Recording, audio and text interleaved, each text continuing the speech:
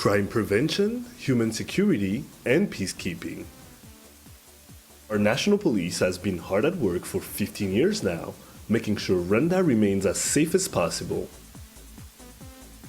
During this year's Police Week, the force intends to share its accomplishments with the population and look forward to better things to come.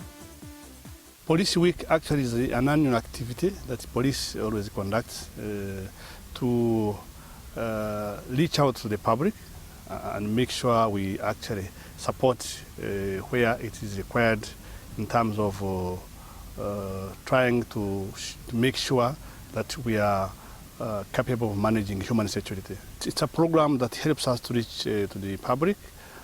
In most cases, we look at the prevalent crimes and work with the public, talk to them, sensitize them about such crimes, and tell them to work with police to ensure such crimes do not exist in such localities.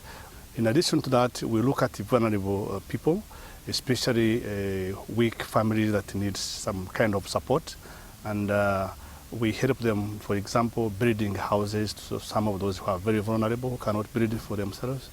We give them cows in the normal program, Jirinha, which is always done annually. It is in the line of the national policy.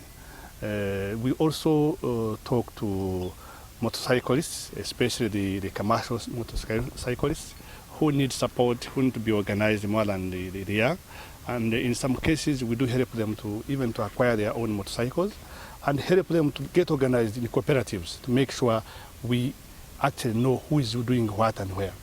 Now, our police force hasn't only been making sure the Rwandan population is safe, it has also been very involved in their welfare. This is one of the new initiatives to improve policing, whereby our policing is an activity that actually helps the public not only to maintain security, but even to support them socially. This started in 2010. We were celebrating 10 years of existence of Rwanda National Police, and in the same process we realized it is very important that we conduct such activities. There are many activities that are conducted actually in this process. So it is a trail that has a campaign that goes the whole country, talking to people, talking to communities, talking to cooperatives, reaching out to vulnerable people, like I said. It has helped so many people in terms of building their capacity. The international rankings are truly justified. Regis Isheja, Rise and Shine Rwanda. And joining us now is Superintendent and Police Spokesperson Celestin Twahirwa. Afande Twahirwa, welcome to the show. Thank you. All right, now, Police Week, you will think it's mostly about talking about what the police force has accomplished, whether here or in peacekeeping missions, but it's also, and I will think even mostly about showing how involved you are with the communities and how much work you're doing in those communities. Yeah, you are right. Actually, you are right, because one of the principles that Rwanda National Police are based on is to be accountable to the public. So this is a period when we tell the public that this is where we have reached, this is what we have done, and this is what we intend to do.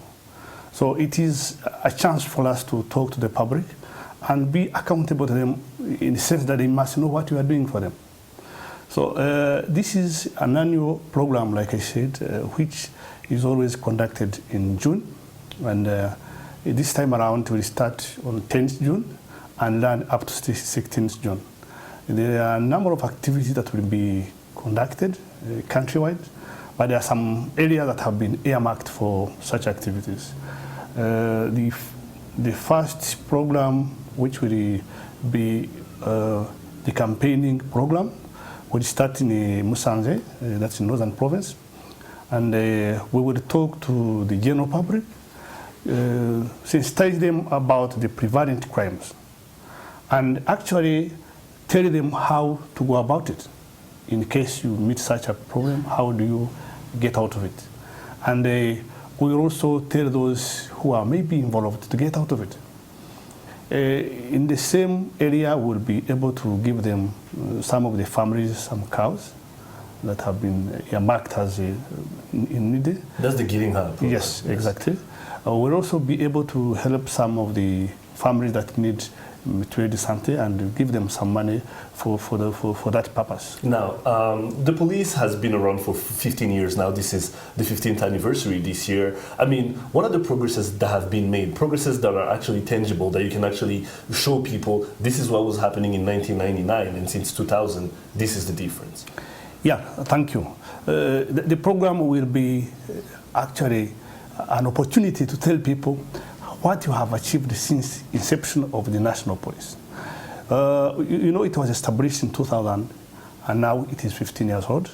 It has done a lot of activity that need to be known to the public.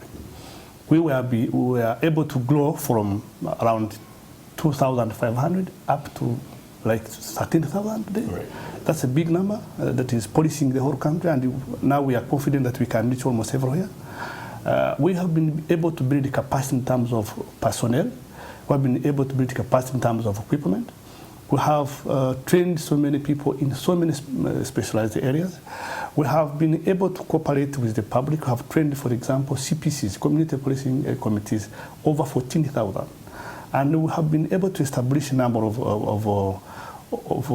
volunteers. We have about 1,500 volunteers all over the country. No, and these are very, very useful people in terms of crime prevention. Now, Afan Twahirwa, the place of the woman in the police force, I mean, you and I have met in Mijeprov conferences and the likes. I mean, for so long, it was kind of taboo to believe that a woman could be part of a police force. Now, when you look at our Rwandan police force, it's unbelievable to see the numbers when it comes to women. I mean, how do you get to that? How do you get to the nitty-gritty of it when you talk to the population about it? Sure. Actually, in these campaigns, we always tell people what is required, what we need from them, especially to support their police to build sufficient capacity for security. And this is in line with our vision. Rwanda National Police vision is to see people in Rwanda safe, involved, and reassured. And this is what we are working towards. So, in terms of recruiting women, we've been reaching to the public, telling them exactly what is required, showing them the importance of women involvement in security, and we have done a very good step because so far we are over 20%. Now, rankings have been coming out, as I talked about in the report. I mean, we're very loaded, very congratulated about what the police force has been doing and and how the population trusts its own police force. Now, when it comes to peacekeeping missions as well, how does it work for the average citizen that's actually watching the show right now? How does it work when it's time to actually send them away? Is it a special battalion? How does it work exactly? Well, with police, it's quite different from the military. What happens is that we actually operate in three major aspects. One is that we send what we call individual police officers, and this is where we have a big number. So police officers who are trained, who have capacity to operate, to support these areas where we have conflict in different countries, are tested, and once they pass UN exams, they call it STAT in short form. So when they pass these exams, they are selected and they are taken to support in such identified mission areas. So far we have 8 mission areas in different countries, including Haiti. The rest of the missions are in Africa. We have been sending a very good number of women. Actually, in 2 years ago, we were the biggest contributor of female police officers. And up to now, we still have a very good position in the whole world. We have been able to send what they call AFPU. This is Police Formed Unit. When you look at from the police unit, we have so far 4. One is in Haiti, another one is in Central Africa, another one now is moving to South Sudan, another one is in Mali. So these are going to multiply because, for example, Central Africa wants more. We'll be sending more. Now, let's get back to the subject at hand here, the Police Week. For those who want to take part in the activities where police officers will be meeting with the population, whether in Kigali, Musanze, Huye, Rubavu, how is that going to work?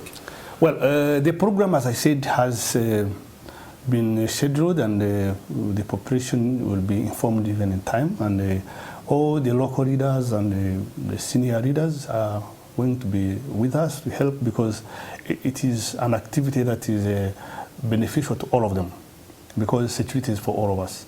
So, as I said, on 9th will be in Musanze, on 10th will be in Rubavu, that's Western Province, and then in Southern Province on 11th will be in Nyanza, and 14th will be in the Eastern Province, that will be in Ngoma District.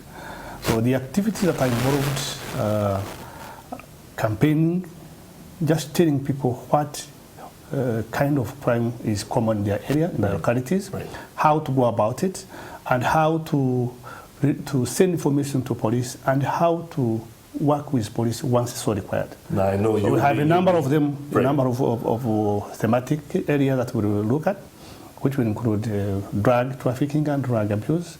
It will include human trafficking. We will look at gender-based violence. We will look at corruption. We will look at counterfeit. Basically, all the crimes. Those that are prevalent. Right. Yeah. Right. And I know you'll be hitting the field yourself. You'll be there. Exactly. They'll be able to see you and talk to you. Exactly. Afanet Kohimbo, we appreciate a lot you being on the show. Thank you so much. Thank you very much.